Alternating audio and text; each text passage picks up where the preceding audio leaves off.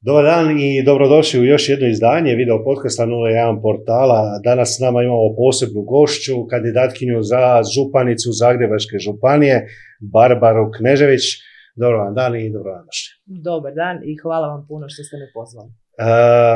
Kroz ovaj razgovor imamo tu puno tema, gospodarstvo, obrazovanje, infrastrukturu, naravno i način na koji želite približiti rad županijske vlasti građanima. Malo sam provjeravao vas naravno na Google i ovom sve kako ide, to mora se Google pitati. Poznati ste inače po svojim stavovima o transparentnosti, odgovornosti, borbi protiv klijentelizma. Niste ni pristajali u skupštini na neke dogovore. Međutim, ima tu i dosta tema. Što vas je osobno potaknulo da se kandidirate za ovu, ajmo reći, odgovornu funkciju? Za funkciju županice? Sad ću vam lijepo sve to ispričati. Znači, 8 godina sam već u toj lokalnoj politici. Krenula sam prije 8 godina u gradsko vijeće grada Zaprešića i tamo vidiš otprilike u malom kako to funkcionira i u velikom. I meni se baš nije dopalo kako to funkcionira. No vidjela sam da neke stvari, makar i kroz oporbu, mogu promijeniti. Onda, naredne 4 godine bila sam kandidatkinja za gradonačelnicu grada Zaprešića. Prilično dobar uspjeh sam tada ostvarila, u drugi krug sam ušla. No, eto, većinu u vijeću gradskom nismo uspjeli složiti. SDP nas je prešišao pa je otišao s HDZ-om. Kažu bolje mi tako, dobro, u redu, njima je bolje tako. A što da vam kažem, eto tako, njima je to bilo super, nama baš nije, ali opet smo mogli ispravljati neke stvari koliko su nam naravno dozvolili i htjeli čuti. Istovremeno sam bila i u županijskoj skupštini vijećnica i nismo se htjeli prodati za nekakve fotelje, a tamo ima tih fotelja koliko ti srce želi. Ima nadzornih odbora, upravnih odbora, tvrtki, vrtića, škola, ali nas to nije zanimalo. Nas je zanimalo, govorim nas, jer smo mi bili ekipa od 5 ljudi nezavisnih vijećnika, nas su zanimali konkretni projekti i da se neke stvari rade kako se trebaju raditi. Tu smo imali nešto manje uspjeha, naravno, nego u gradu, jer većina je postojala čvrsta na drugoj strani i svoje odluke su donosili tako kako su ih donosili, ali nema veze, mi smo tu i dalje se trudimo. I ovo je neki prirodni, ajmo reći, slijed događaja. Znači sad za županicu. Da. Koji su onda vaši glavni prioriteti ako postanete županica Zagrebačke županije? Bit ćete jedina županica, ako se ne varam, u Hrvatskoj. Hvala.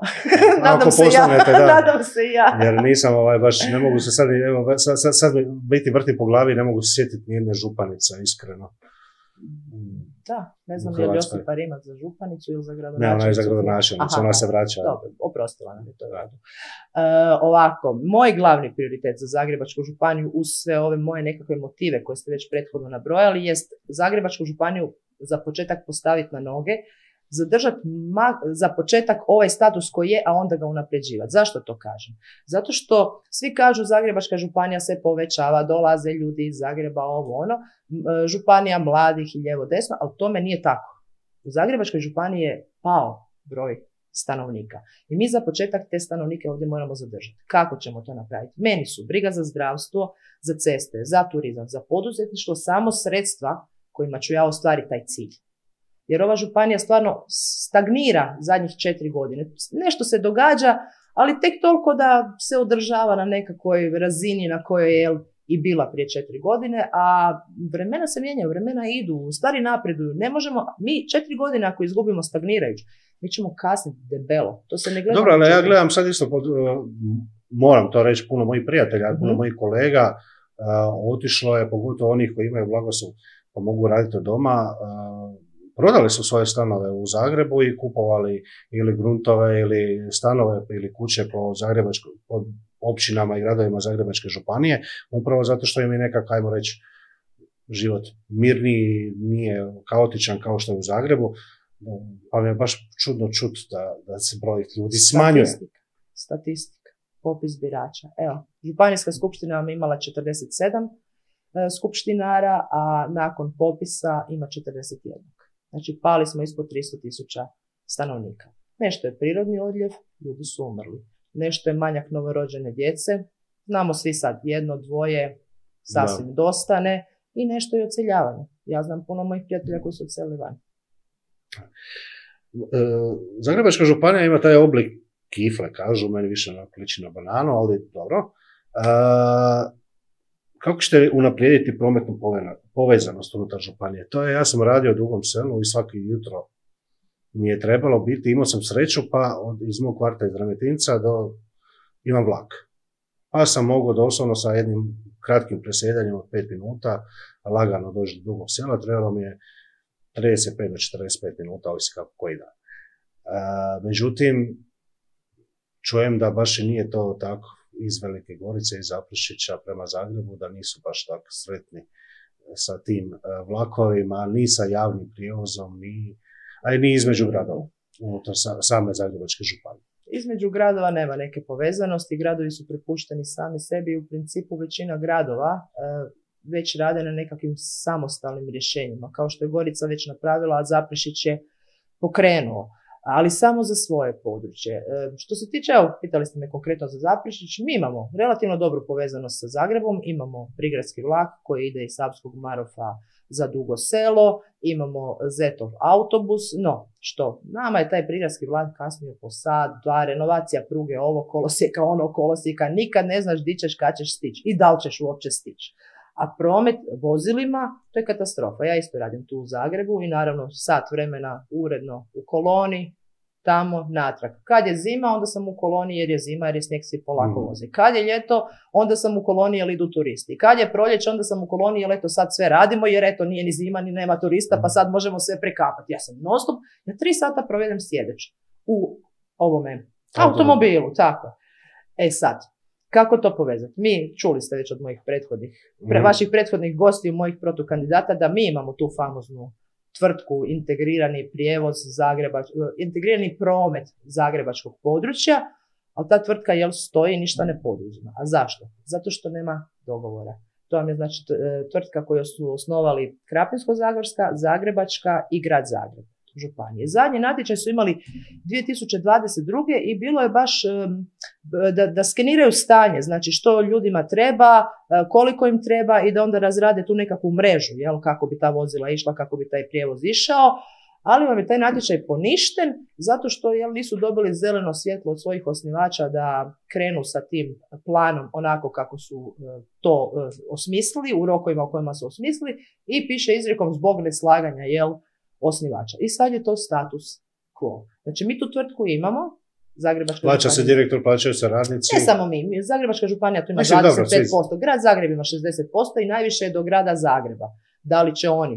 Oni imaju većinu, Oni su ti koji... Ali znači, nema suradnje iz grada Zagreba? Tako je. Negdje je zapelo. Znači, ući u tu tvrtku, pogledati, dobro ljudi dragi, gdje je zapelo, kako to možemo riješiti. Ajmo to rješavati.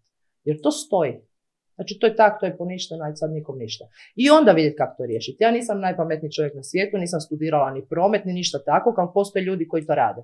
I s koji ćeš poslije slijepiti za stol, zajedno sa načelnicima, gradonačelnicima i pitati, dobro ljudi, što vam točno treba, kako možemo do toga doći. I onda zajednički to napraviti. Ok, sad smo riješili, ajmo reći te neke promet. To ćemo tek riješiti, mislim, kao pitanje smo riješili, vratit ćemo se malo kasnije na infrastrukturu. Međutim, svaka lokalna sredina i regionalna sredina ima svoje izazove. Koji su po vama najveći izazovi Zagrebačke županije i kako ih vi namjeravate riješiti? Pa najveći izazovi su definitivno je taj promet i to zdravstvo gdje imamo nedostatak tog kadra i te nekakve naše udaljenije općine koji čak i da imamo sve u domu zdravlja, ti ljudi ne mogu doći do tog doma zdravlja i doći do svoje usluge. Hitna pomoć nam je recimo problem, a to se vrlo lako zapravo riješi. Imamo i tih primjera, Gorica, poticanje, lijevo, desno. Ja se u Zaprešiću već dugo borim da liječnici koji rade u domu zdravlja od grada Zaprešića dobiju pravo na besplatno parkiranje. Oni plaćaju parkiranje. A ne mogu dobiti povlaštenu cijenu jer ne žive u Zaprešiću, nek dođu od nekud raditi. Znači nitko nije mogao jednu stavku promijeniti nisu. U nekakvim dozvolama. Ne, doslovno je natuknica.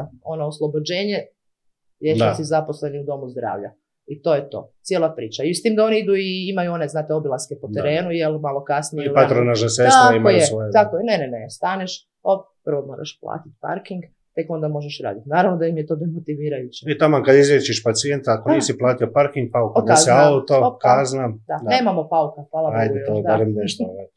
Koji su još po vama neki izazovi koje Zagrebačka županija ima?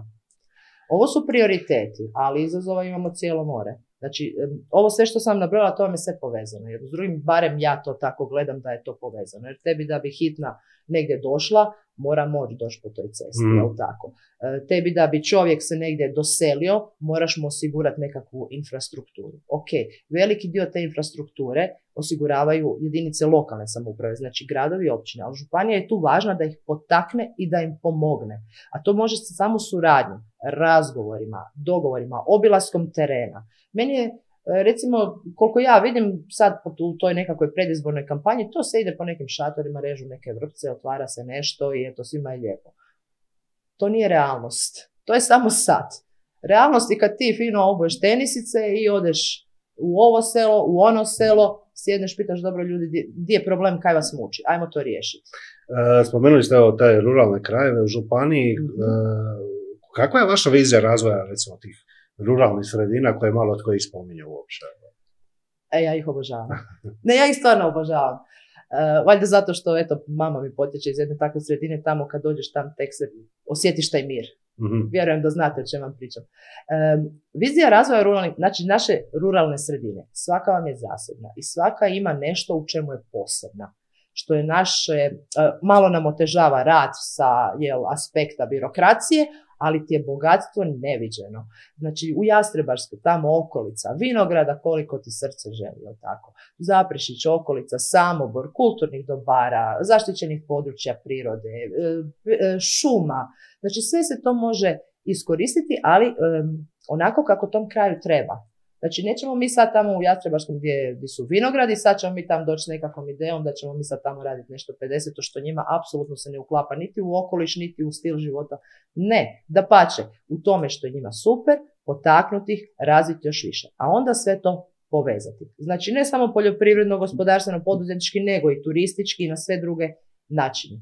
Mogu vam dati jedan primjer. Jednom je muzej u Brdovcu organizirao izlet u Sloveniji, jednodnevni. Zove se Dvorci Posavlja. Mi smo u jedan dan obišli 5 manjih dvoraca, nisu to onak veliki, prekrasni kao u Beču, ali u svakom imaš nešto drugačije. Na kraju smo tamo u Brežicama sjeli papali. To je bilo za nekakav simboličan, ajmo reći, iznos, ali oni su se povezali. Znači ti sjedneš u bus, odeš u jedan, malo prošetaš, malo nešto popiješ kavicu, odeš u drugi, pa tamo ti netko priča. Oni su se povezali, mi to imamo. Mi to imamo dvorce, mi to imamo kurije, mi to imamo sve, ali nema povezanosti. Jednostavno svako radi svoje. I svako radi na svoj način. A da. A kako bi onda privukli, recimo, investicije, možda da otvoriti neka nova radna mjesta u Zagrebačkoj županiji? Nije ni to baš lako, s obzirom i na cijeli oblik županije, s obzirom na Zagreb, i s obzirom da je u biti Zagrebačka županija tranzitna županija prema moru. Tranzitna županija prema moru? Ovisi odakle idete. Ove glavne autoceste. Ovisi odakle. Pa dobro, ali to mi je za privlačenje investicija zapravo dobro. Jer si prometno jako dobro povezan. Imaš i željeznicu, imaš i ceste, imaš i autoceste. Dobro, onda što čekamo? To nemojte mene pitati. Ja nisam imala baš nikakvih mogućnosti utjecati na to. Da. Baš nikakvih, da. Ali koje bi bio... Kad bi imali mogućnost utjecati, kako bi vi privukli investicije? Ovako. Znači, također u Zagrebačkoj županiji nabrojala sam jednu tvrtku, ali ima cijeli niz tvrtki. Za tu svrhu imamo 2 tvrtke. Imamo razvojnu agenciju Zagrebačke županije i imamo poduzetnički centar Zagrebačke županije. Također sa direktorima, ali ne želim sad njih posebno isticati kao nešto negativno, nego tamo su i zaposlenici koji svoj posao rade, ali u okvirima onoga što im se de facto zada. Znači njih treba pustiti da rade. To su mladi ljudi, voljni ljudi, imaju znanje, imaju volju, imaju ideje.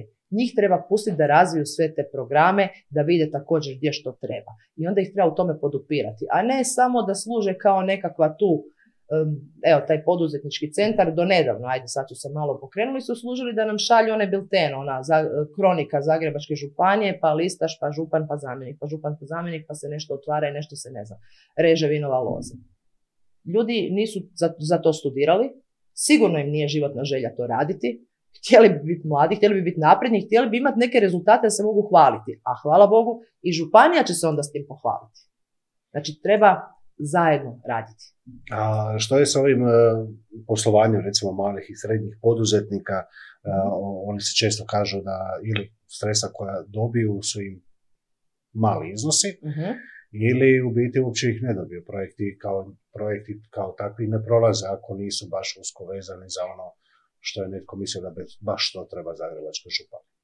Da, to je živa istina. Isto tako, mali i srednji poduzetnici, barem ono što sam ja sa njima razgovarala, imaju više problema sa državom nego sa Zagrebačkom županijom, jer tu su nameti ovakvi, onakvi, pa ovakav papir, pa onakav papir, pa ne znam, voda im je 3 puta skuplja nego za fizičke osobe, što bi po meni zbilja trebalo izjednačiti, jer njima ne ide voda kroz specijalne cijevi i ne troše, ne znam, specijalnu vodu, posebno pročišćenu, ne, nego ista voda. Ne? Ali što se tiče same Zagrebačke županije, da, de facto te poduzetnike trebamo osnažiti, trebamo ih i povezati. I zato sam i spomenula taj poduzetnički centar Zagrebačke županije, koji uz ovo što sam već rekla, ima još niz drugih aktivnosti koje može raditi. Znači mi imamo ne samo poduzetnike, mi imamo i poljoprivrednike i ne samo poljoprivrednike, nego imamo i stočare i preradare.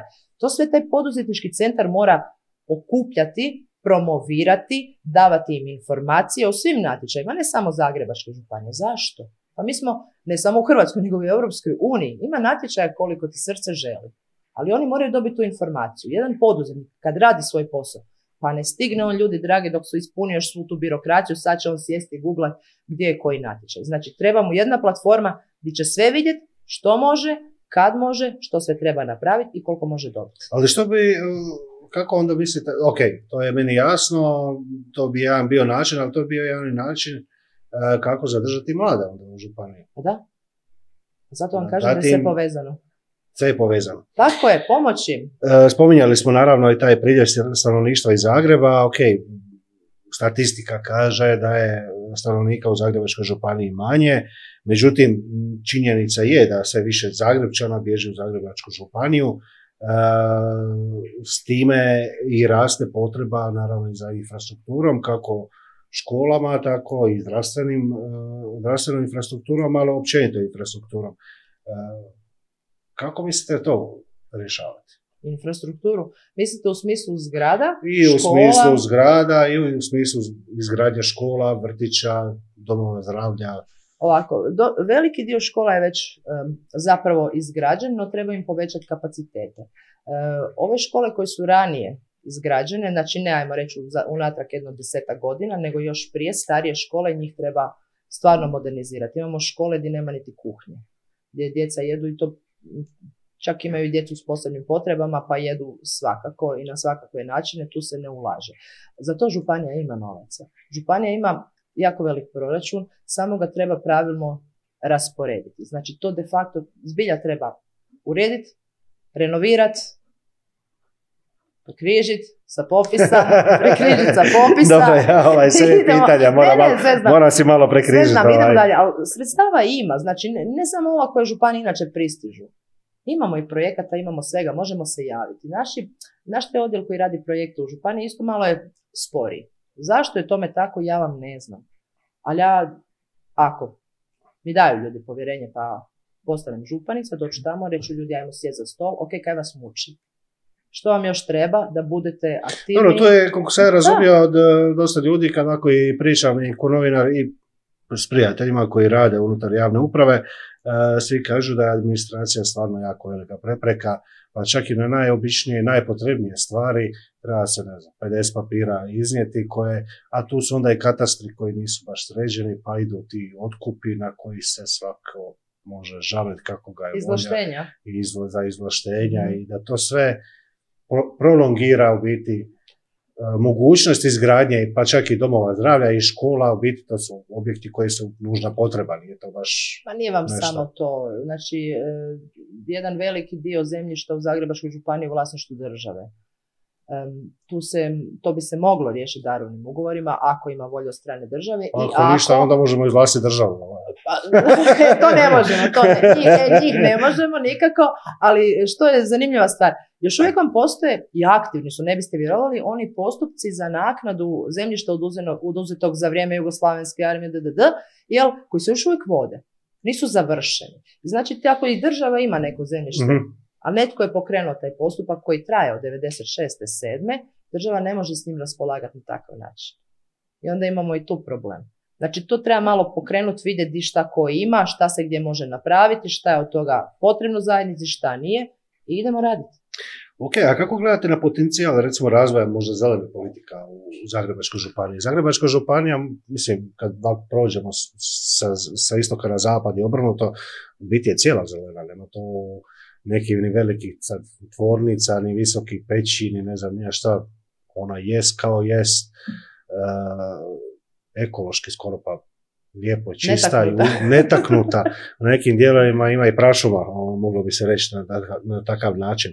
Međutim, zelene politike nisu naravno samo naš okoliš, zelene politike uključuju i puno drugih stvari. Jedna od njih je u biti taj upravo održivi razvoj.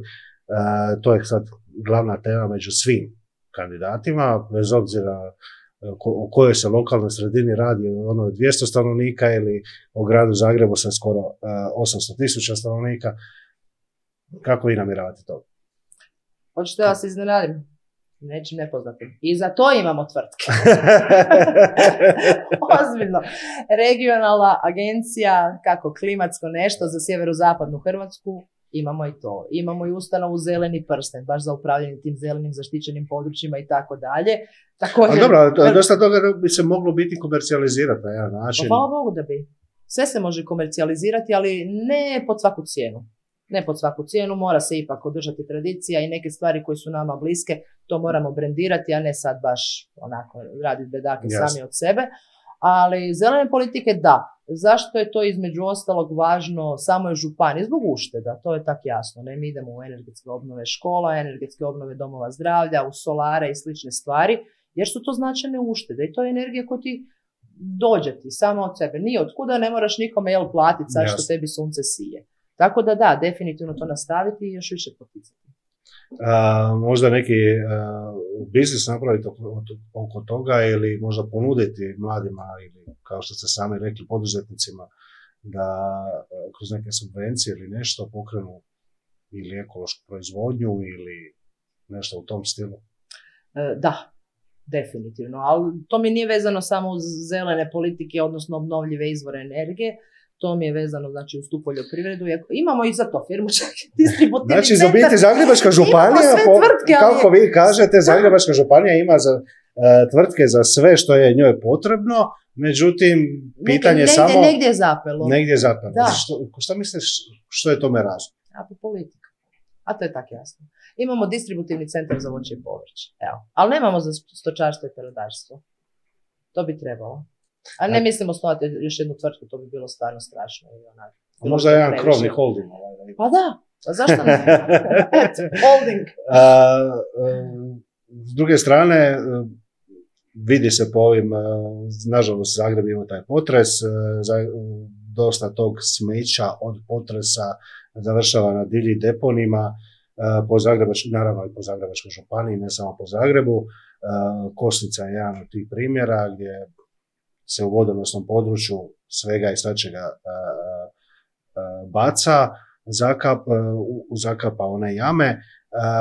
Gospodin Zmajlović, evo, bio je naš posljednji gost, bio je ministar zaštite okoliša, kaže da županija nema ingerenciju biti toliko djelovati po tom pitanju, nego da jednostavno samo prijavljuje DIRH-u, odnosno Državnom inspektoratu Republike Hrvatske.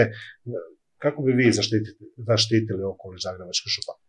Da, nažalost, zaštita okoliša Zagrebačke županije nije u nadležnosti Zagrebačke županije, nego u baš nadležnosti tih jedinica lokalnih i područnih lokalnih samouprava, znači gradovi i općine. Oni imaju te komunalne redare, imaju svoje propise o komunalnom redu, imaju svoje komunalne tvrtke koje onda to saniraju, pa ako otkriju koji počinitelji naplate kaznu, kazne, ne kazne. Zagrebačka županija tu stvarno, nažalost, nije nikakav faktor koji netko nešto pita. Dobro, ali evo recimo i taj centar za gospodarenje otpadom, jedino Zagrebačka županija u biti nije napravila. I grad Zagreb. Dobro, grad Zagreb je počeo, imamo CGO, kako kaže gospodin Tomašević, bit će gotov, samo što nije. Biće. Samo što nije. Ista je stvar bila, znači, slično kao za promet, ista situacija je bila i za taj centar za gospodarenje otpadom, također je Zagrebačka županija i grad Zagreb su razgovarali, pregovarali, dogovarali kako to riješiti zajednički, jer eto, mi smo tako jedno ipak malo veće područje, pa je...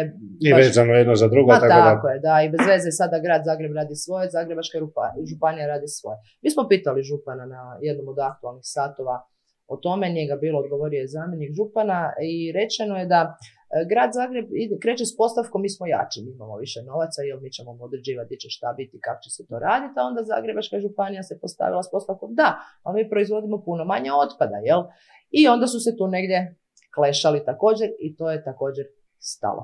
Po tom pitanju niko trenutno ništa ne radi u županiji, svi se pravi da to pitanje ne postoji, da će se riješiti samo od sebe. Dobro, ali deponija u Zagrebačkoj županiji ima svaki sve grad, manje, da. Svaki grad, ali te ploče su sve manje i naravno plohe, kažemo ploče ili plohe, sve ih je manje i sve je manje mjesta za taj komunalni otpad. Na kraju će i Zagrebačka županija imati isti problem koji i Zagreb, nećemo imati gdje odvajati otpad. Tako je. Oni imaju gdje odvajati otpad, mislim odvajati u smislu... Odlagati, dobro, zbrinjavati. Da. I još da, bitna je razlika što je otpad, što je smeće. Tako, smeće je ono što više ne možeš ni na koji način iskoristiti, otpad je ono što se može iskoristiti. Tu su ta reciklažna dvorišta koje te jedinice lokalne samouprave imaju, stvarno su super.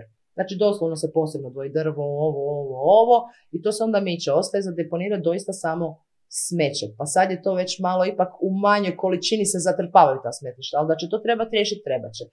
Ja vam sad ne mogu dati konkretan odgovor jer ne znam gdje je točno to stalo i zapelo. Ali jednom kad se to vidi gdje je stalo i zapelo, onda ću vam mogu dati sve konkretne odgovore. Jer meni stvarno ide na živce, evo, da se tako izrazim. Kad nekog nešto pitaš, pa ti onda odgovara pa ovo, pa nismo nešto, pa čekamo nešto. Pa dobro da i konkretno recite gdje je zapelo, možda svi možemo pomoći. Jer, evo sad županijska skupština, pa ova stranka SOMO, ali svi imamo zajednički interes. Pomoć županiji da raste, da napreduje, jel tako? Sada neko nama kaže, tu je zapelo, tam je zapelo, pa svi bi stisli zajedno, u istom smjeru. Ok, na početku emisije sam istaknuo, imate tu volju i želju, borite se za transparentnost, tražili ste više odgovornosti od svojih kolega u skupštini, naravno od župana do župana i svega ostaloga. Imali ste i kad ste bili u Domovinskom pokretu, jako ste nastupili, izašli ste biti iz stranke i upravo zbog tog jednog vašeg stava i načina na koji djelujete i odgovorno na način na koji djelujete. Ja sam se malo ponovio, ali koje osobine smatrate recimo svojim najvećim prednostima, recimo u odnosu na sve ostale protokandidate? Moje osobine... Neko bi rekao i da ta nesposobnost prilagođavanju u politici, to u politici u biti više manje cijeni, kad se možeš malo modelirati, kao plastelin, pa dinamovi, tako. Ne, to su pregovori, to je druga stvar. Pregovori su jedna stvar. A druga stvar je kad ti neko kaže, gledaj, ti ćeš tamo dizati ruku ko, ne znam, bez veze, ne moraš to niti čitati, jel? A mi hoćemo te pozicije. To je potpuno suprotno onome što ja želim. Pozicije i fotelje mene ne zanimaju. Ja svoj posao imam, radim za svoj kruh, evo sad sam došla s posla i sad ću se vratiti, ali imam još posla koje moram obaviti, ne. Mene ne zanimaju znači, stvari koje možemo napraviti da županija funkcionira. To nikoga nije tada zanimalo. Ali ja pri tome ostajem. Znači nije to moja nesposobnost da ja sebe prodam. Pa mislim to može svako. Ajde, budemo realni. Ali nešto napravi dobro za županiju, ako nema sluha s druge strane, ja ne mogu sa njima raditi. Ako ima, ja mogu sa svakim raditi. Vrlo jednostavno. A koja je recimo vaš najveća prednost recimo u odnosu na ove muške kolege koji su vam protukandidati? A pa dobro, nije sad moja prednost što sam žensko, to nije. A ne, samo ja gledam da smo ravnopravni, da. Ali ja nisam onaj klasični, ne znam, foteljaški političar koji sad sjedi s visoka i priča. Ja baš i ne volim puno sjediti u tim foteljama i pričati. Ja volim biti po terenu, ja volim biti među ljudima. Ja sam društvena, hoću hodat, hoću čuti šta ljude muči, hoću to rješavati. Uvijek tražim rješenja. Kad znamo svi da imamo nekakav problem i ništa se neće promijeniti, ako svi mantramo i tjedan dana ili mjesec dana ili godinu dana pričamo imamo problem. Dobro, ajmo tražiti rješenja. Znači ja u svakoj situaciji uvijek tražim neko rješenje. A to me i posao naučio. Znači kao odvjetnik uvijek dobiješ nekakvu situaciju i moraš naći najbolje rješenje u toj situaciji. Dobro, ali postoje li recimo dosadašnji neki projekt ili uspjeh na koji ste baš posebno ponosni, na koji ste uspjeli? Spomenuli ste malo pre ovaj parking liječnika, ok, ajde, tu niste uspjeli u Zaprešiću riješiti. Nije bilo sluha. Ali imali neki na koji jeste? Gdje su vas čuli možda? Ima, ali nisam ga sama uspjela. Znači ja sam ponosna na ovo što svaki dan radim u sudovima kad zastupaš male ljude u nekakvim bitkama, a to meni puni baterije onako na entu, ali imali smo jednu u Zaprešiću ružnu situaciju, smrt jednog mladića, gdje je trebalo hitno reagirati i tražiti dodatan tim hitne pomoći, gdje se skupila skupina građana koji su predvodili cijelu priču, no jedna gospođa iz SDP-a i ja koja sam tada bila u Domovinskom pokretu, mi smo skupili isto svoje glave, gospođa je vrhunski stručnjak za tehnologiju, tehniku, što treba, ne treba, a ja sam za pravo. I mi smo sačinili taj jedan dokument s kojim se otišlo na sastanak, mi smo se skrivali tada od kamera, jer bi to ispalo, evo, reklamiraju, nepotrebno, a građanima je trebala pomoć, jer kad su tamo ušli, dočekalo ih jedno 5-6 njih ljudi u crnom, znate, ovako, da, ne može ovo, ne može ono, na kraju je ispalo da sve može. To mi je drago, to mi je jako drago. Moram opet spomenuti taj Domovinski pokret, otišli ste od njih, sad ste opet sa Domom i nacionalnim okupljanjem. Druge stranke koje su stale iza vas su HSP. Ja sam vam nezavisna.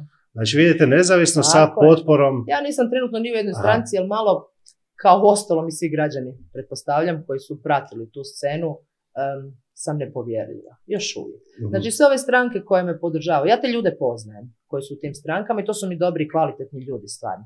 Ali uvijek mi je strah me da će sad neko nešto stisnuti, ajde sad moraš ovako onako, to si više ne želim baš dopustiti da ti neko kaže sad ti moraš tu glumiti nekakvu lutkicu i ne znam nešto glumatati. Ne. Znači sve što radimo svi skupa za županiju, ovih 6 stranaka koje me podupiru, uključujući sve druge koje shvate da mi imamo dobre ideje i projekte ili oni dođu s nekim dobrim idejama i projektima, idemo raditi. Idemo raditi. Ali sada ću se baš stranački sam tako lako vezati, neću još uvijek. Evo, ok, rekli ste da ste pravnica. Odvjetnica, pardon. Da, znam da je razlika između pravnik i odvjetnik. Kako provodite slobodno vrijeme kad se ne bavite ni pravom, ni odvjetništvom, ni politikom? Koje slobodno vrijeme? Ajde. Glavni sam tajnik Hrvatskog konjičkog saveza, to volontiram. To me raduje, slažemo tamo. Ne miješam se puno u struku, ok, jašim i to sve u redu, ali struka je struka, a moje je posložiti također papirologiju da to sve štima i to me isto tako raduje. Odem malo prošetati, odem to do svog konjića, s klincima, s unukom, baka sam, kako to divno. Baka? Da, baka. Ok, ovo je zanadilo, nisam očekivao. Da, i to mi je najbolje. Kad to malo vremena, kad dođeš doma svakakav, kad ti se dešava svašta i onda na vratima te neko dočeka tečkara, malo na stvorenju. To je najljepše, da. Okay, hvala vam puno što ste odvojili vrijeme, bili s nama. Nadam se da ćemo se opet ugostiti. Hvala i vama i ja se nadam da ću vas opet vidjeti. Hvala vama, dragi gledatelji, što ste bili s nama u još jednoj epizodi podcasta 01 portala. Pratite nas i dalje, bit će još zanimljivih razgovora s ljudima koji oblikuju našu svakodnevnicu. Do sljedećeg gledanja, lijep pozdrav.